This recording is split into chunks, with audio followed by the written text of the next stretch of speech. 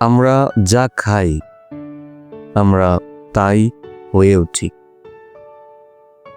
খাদ্য শুধু আপনার শরীর গড়ে না, এটি আপনার চিন্তা, আপনার স্বপ্ন, আপনার ধ্যান সব কিছুকেই প্রভাবিত করে।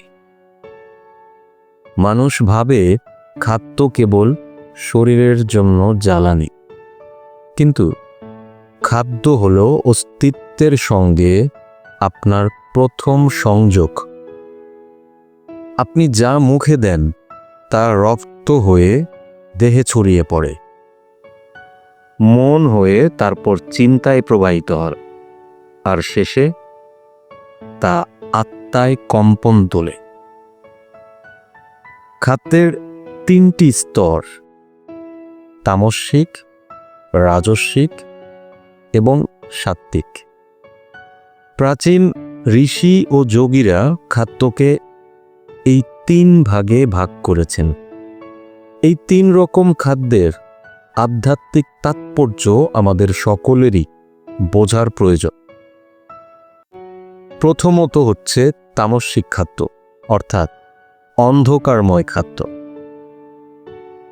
মাংস, মদ, বাসি খাবার, অতিরিক্ত মশলাদার বা পচা খাবার তামসিক খাদ্যের আওতায় পড়ে।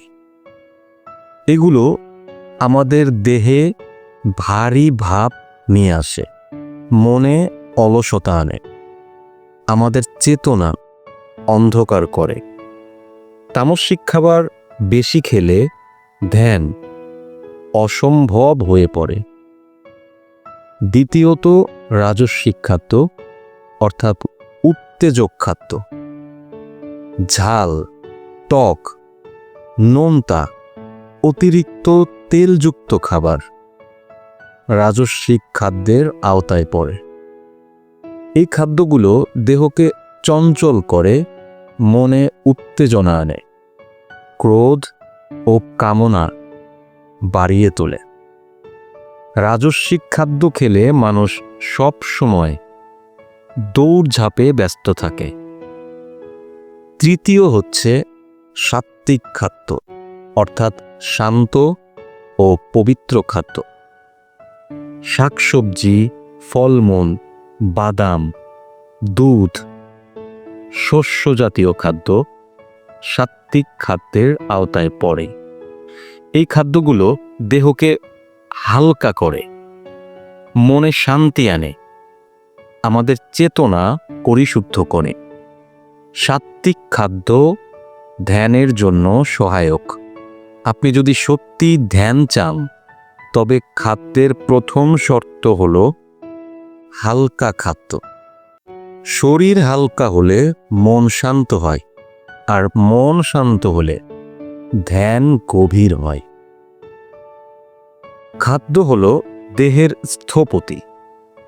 আপনি যে দেহ নিয়ে জন্মেছেন তার রূপ, রস, গন্ধ সবই খাদ্যের ফলাফল।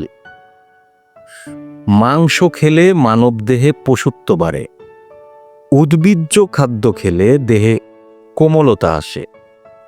অল্প ও সহজে হজমযোগ্য খাদ্য খেলে দেহ সব সময় সতেজ থাকে।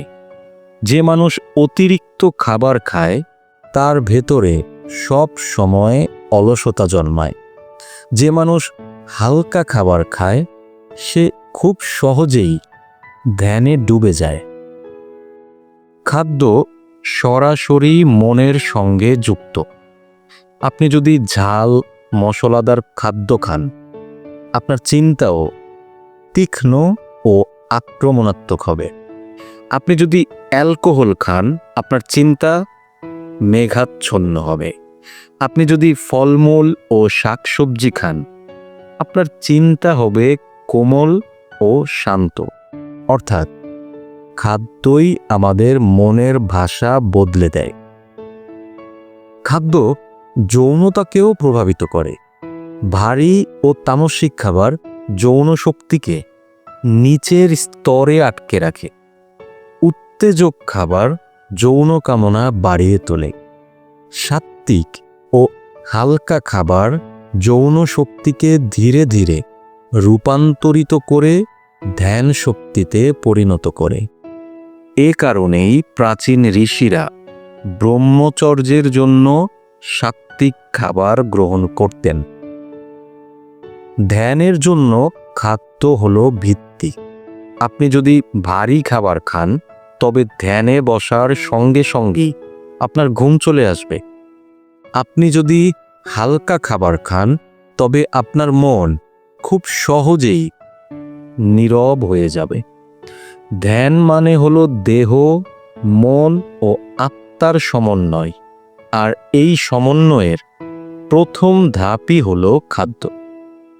শরীর যদি অশান্ত থাকে তবে মন শান্ত হতে পারে না, আর মন যদি শান্ত না হয় তবে ধ্যান অসম্ভব।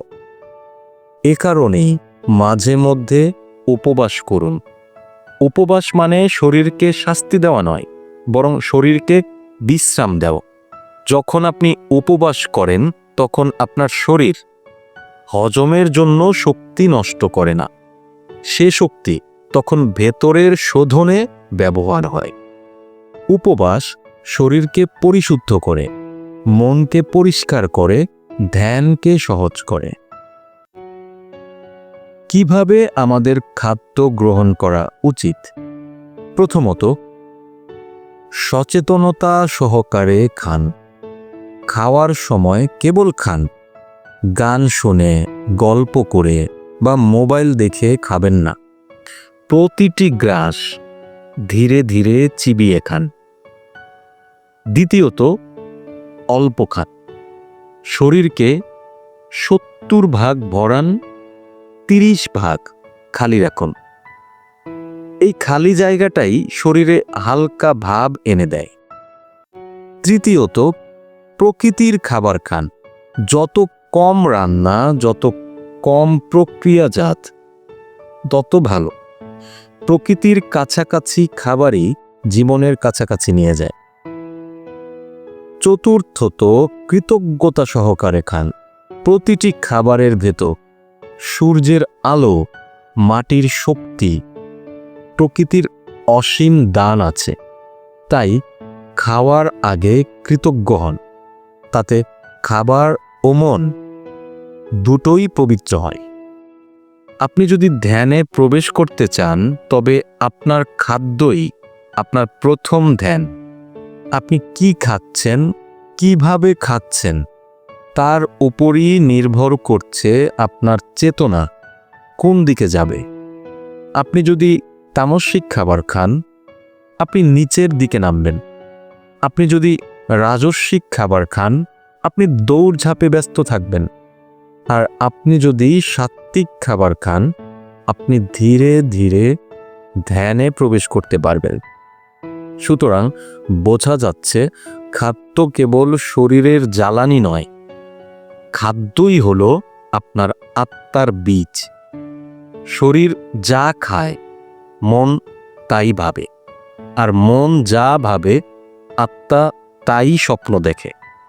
আপনি যদি খাদ্যকে সচেতনভাবে গ্রহণ করেন তাহলে খাদ্যের প্রতিটি গ্রাস আপনার জন্য ধ্যান হয়ে উঠবে। আর একদিন আপনি উপলব্ধি করবেন, খাদ্য কেবল খাদ্য নয়, খাদ্য হলো ঈশ্বরের অসীম একটি দান।